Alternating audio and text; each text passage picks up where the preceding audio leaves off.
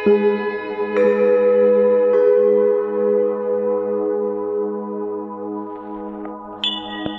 के सवाल में आज का प्रश्न कबीर साहब पर है। प्रश्न पूछने वाली हैं बबीता। तो सबसे पहले हम बबीता का प्रश्न सुनते हैं, फिर उत्तर की यात्रा पर निकलेंगे। प्रणाम गुरुजी। गुरुजी, मैं आपसे पूछना चाहती थी कि जैसे आपके वीडियो बिल्कुल विस्तार से आप सारी जानकारी देते हैं, रामचरितमानस या हनुमान चालीसा के ऊपर या और भी विनय पत्रिका है, तो मैं मैं सुनना चाहती थी कि मैं कबीर दास जी को सुनना चाहती थी, और वो उनका मुझे इंटरनेट पे कहीं इतना डिटेल नहीं मिला। जो भी मिला है वो उनकी दोहावली मिलती है। उनका पूर्ण जीवन काल कैसा रहा, क्योंकि कबीर दास जी राम भक्त थे और श्री राम ने उनको उनके जीवन काल में दर्शन भी दिए और मुक्ति भी दी। मतलब कि उनका पूरा जीवन कैसा रहा, तो उसका सारा वर्णन किसी एक जगह पे नहीं मिलता है। बिल्कुल वो छोटे छोटे वीडियो टुकड़ों में मिल जाते हैं। तो क्या इस तरह का वीडियो हमें भविष्य में उपलब्ध हो सकता है आपके द्वारा? क्योंकि आप जिस तरीके से आप व्याख्या करते हैं वो पूरा बहुत अच्छे से समझ में भी आ जाता है और संपूर्ण उसमें जानकारी भी होती है। तो उनके जीवन को समझने के लिए उनके जीवन की जो घटनाएं रही, उस तरह का कहीं कुछ हमको मिल सकता है क्या? कबीर साहब पर कुछ कहने से पहले एक छोटी सी कहानी, क्योंकि यह कहानी इस उत्तर तक हमें ले जाएगी, और कहानी के माध्यम से जो उत्तर मिलते हैं ना, वे काफी जीवित उत्तर होते हैं। कहानी क्या है? आप सभी ने स्वामी विवेकानंद का नाम सुना ही है। उनका पूर्ण नाम, अर्थात पहले का नाम, जब तक उनको संन्यास नहीं मिला था, नरेंद्र नाथ दत्त था। कॉलेज में पढ़ते थे।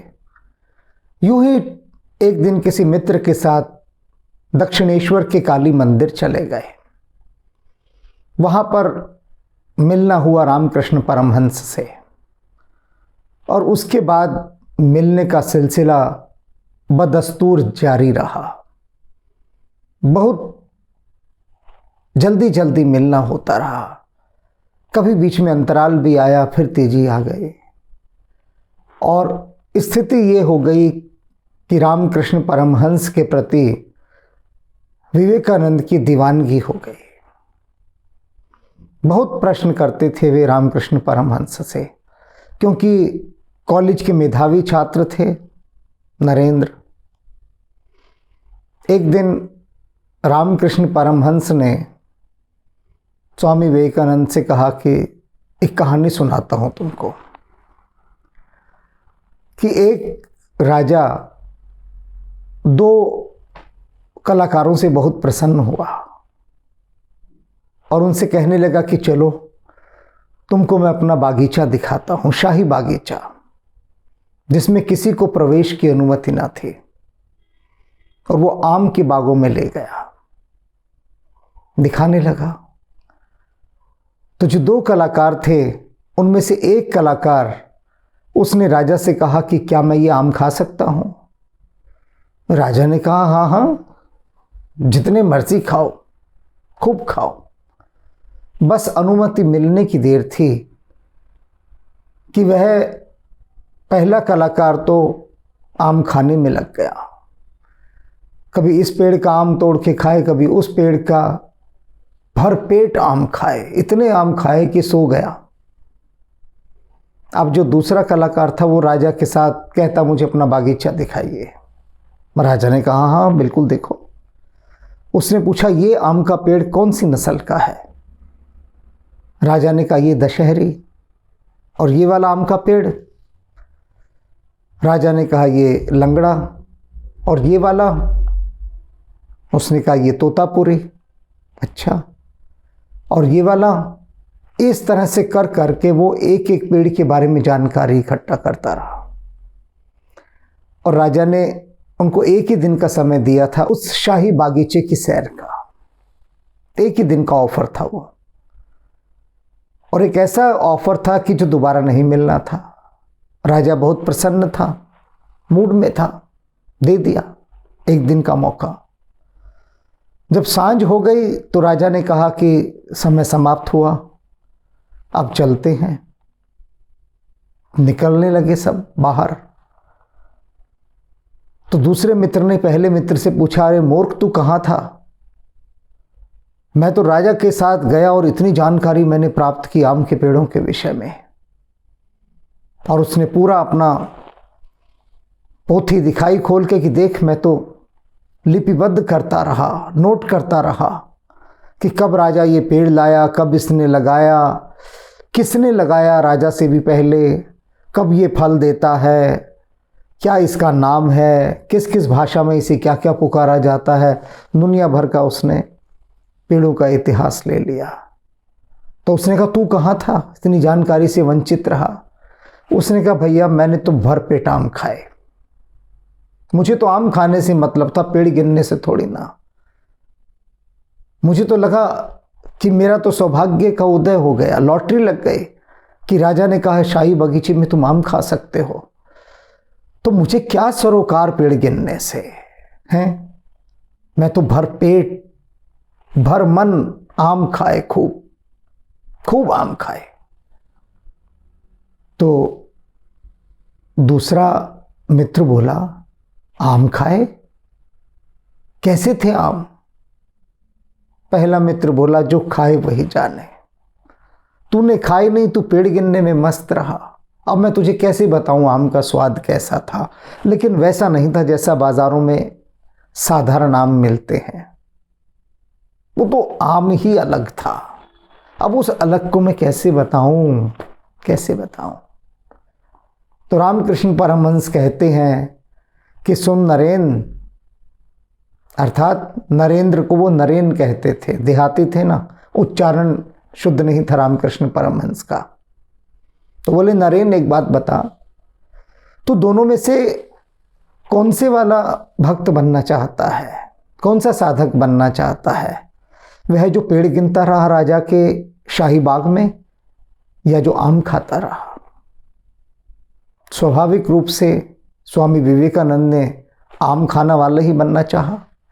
उन्होंने कहा, ठाकुर मैं तो वह भक्त बनना चाहता हूं जिसने भरपेट आम खाए। तो रामकृष्ण परमहंस कहते हैं, बिल्कुल सही।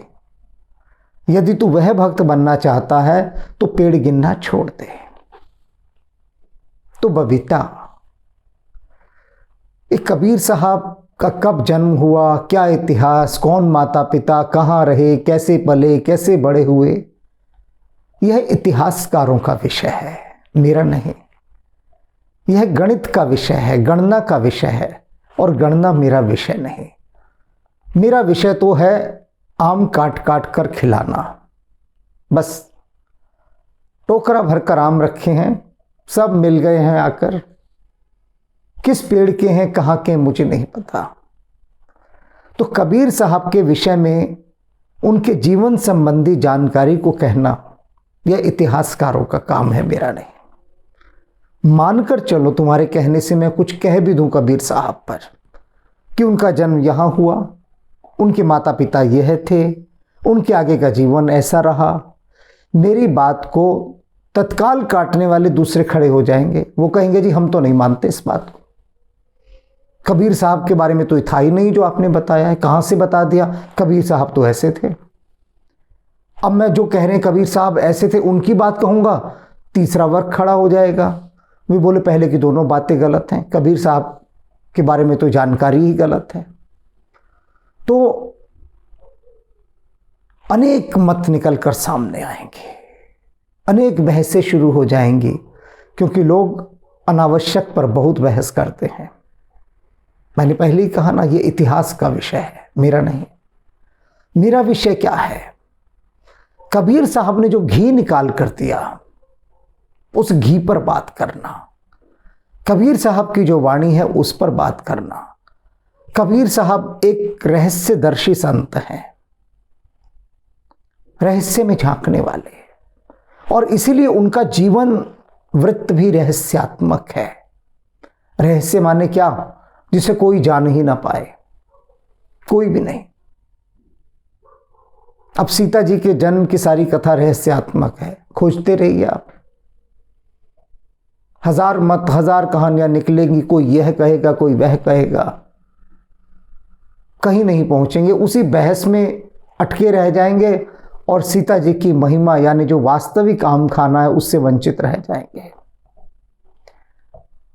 कबीर साहब के जीवन वृत्त पर मैं कभी नहीं बोलूंगा, क्योंकि मैं उसका अधिकारी नहीं हूं।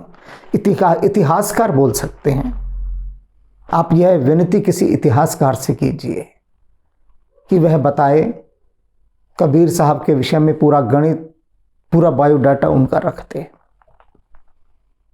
बायोडाटा में कभी भी घी नहीं होता, ज्ञान नहीं होता, अमृत नहीं होता। वह सिर्फ एक इंफॉर्मेशन होती है, सिर्फ इंफॉर्मेशन, सिर्फ सूचना, जानकारी, अनुभूति नहीं होती, फीलिंग्स नहीं होती, एक्सपीरियंस नहीं होता। एक्सपीरियंस तो, अनुभव तो, अनुभूति तो उनकी वाणी में है, अमृत तो उनकी वाणी में है।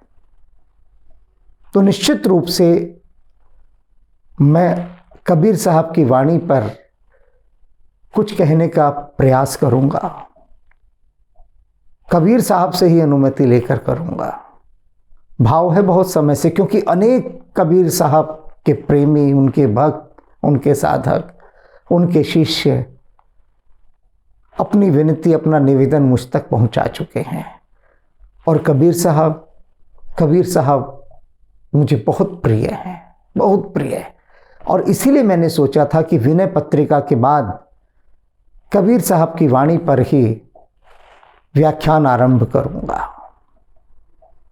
विनय पत्रिका यथाशीघ्र संपूर्ण होने वाली है, और इसके बाद कबीर साहब की अमृत वाणी से, उस घी से, वो घी पिलाया जाएगा सभी को कबीर साहब का, जिससे उनके ज्ञान चक्षु खुलें, समृद्ध हों, भीतर के ज्ञान चक्रों पर और काम हो, वे दृष्टि प्राप्त हो जो जीवन को वास्तविकता से देखने का साहस कर सकते हैं।